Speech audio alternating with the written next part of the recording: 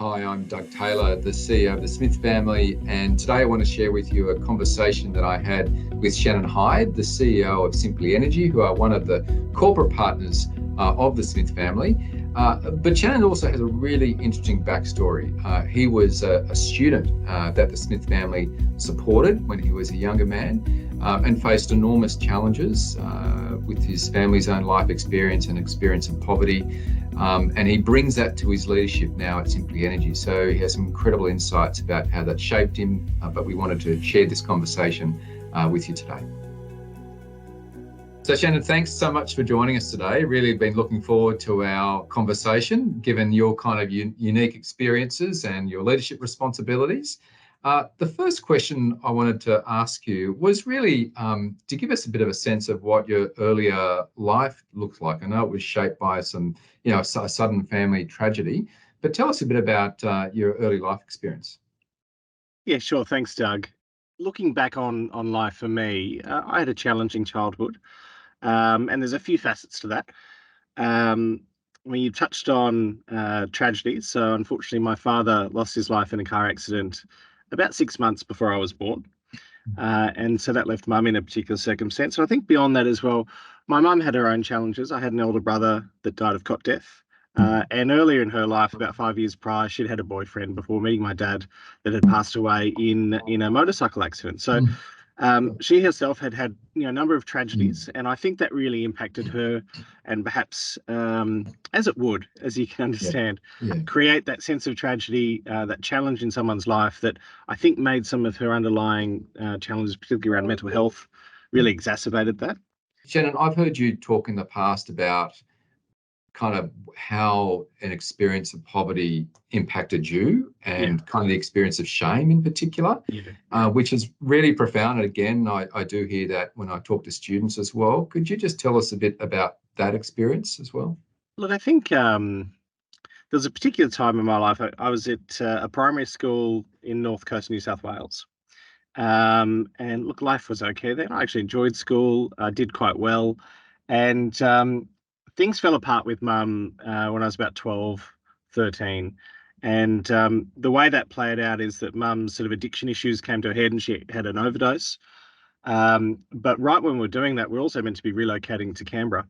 And for a period of time, it was about 10 weeks, we lived in a house with no furniture because mum was in the throes of her challenge and we were just kids trying to get by.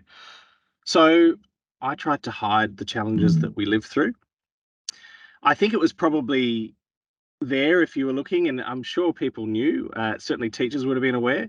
I had holes in my shoes and my bag was never in a good state. I rarely had textbooks, those sorts of things. But I really tried to hide it. And it was because the perception that I had is that someone that was in poverty was of lesser quality as a person than someone that got by. And I think that was a stage in life where I thought that was important. I would prefer to get in trouble for not having the right resources. And in that case, I think it was a textbooks that I had to pay like $8 for.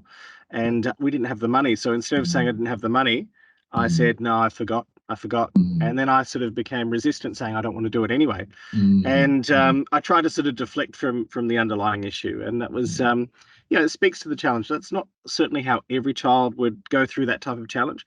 But I do think there's a lot of kids that, people have a sense of pride. And so we react differently when our pride is challenged. Yeah, no, it makes a lot of sense. So it's quite a journey for you, Shannon, from really difficult kind of childhood and some of those big challenges that you and your family were grappling with to now being CEO of Simply Energy. So it's quite incredible. Can you just give us a sense as to kind of what were the things that did help as a younger person? I know Smith family was part of that, but not exclusively. But what were those things that helped, and why did they help you? I think there's a couple of things. I mean, Smith family for me was critical because there was this pre and post period where I didn't have support and access to the learning tools that I needed. And then the Smith family supported me. And I would also mention, as I've shared before, my younger siblings got a lot of support out of Smith family. Now, but partly because of that, we all got to year 12, which is something that, given where we were tracking, was some achievement. And it's something we're quite proud of, given the circumstances. Yeah. I look back at my experience growing up, and I don't think, and I know I did not do it all alone. Mm. I had a number of mentors, people that steered me at really critical junctures in my life towards something better. And I am really aware I could have gone down a different path. I spent some time unemployed coming out of high school, not knowing what I was doing. Yeah. And many of those either services or mentors in my life through my network that wanted well for me connected me with opportunities and set me on a different path. Yeah, thank you, Shannon. And I know that for you, you talked about mentoring and how you've been supported and mentoring. And I know it's really important for you as well, and thinking about supporting younger people. And, you know, we've got a wonderful partnership now with Simply Energy, which has a lot more meaning to it, given your life story and your leadership. And part of that relates to how we think about giving younger people career opportunities, and cadetship to career is one of the elements of that. Tell us a bit about why that's important. I think it's probably obvious, but in particular, and then what that looks like at Simply Energy. I've had to work hard, don't get me wrong, but I am so aware of the support and the luck that I've had on my journey. And so, as you know, I think lots of good people do, we think about our lives in a way where if we feel fortunate and we've had good fortune, that we'd like to share that good fortune with those that are coming up and coming through. And as I said, my experience was being helped along the way. And so I'm really personally committed to trying helping other people that may have been in similar circumstances, but also have that drive and ambition to succeed.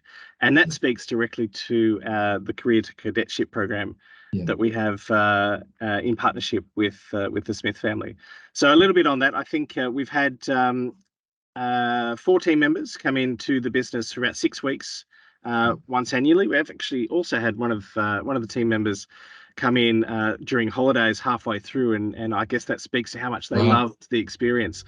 They opted into doing more with us over a period of time. I'm really excited about our relationship, the Smith family with Simply Energy, and I'm sure that will continue to grow as well over time. But really appreciate you taking the time to talk with us today. Thanks, Shannon. Thanks so much, Doug. Cheers.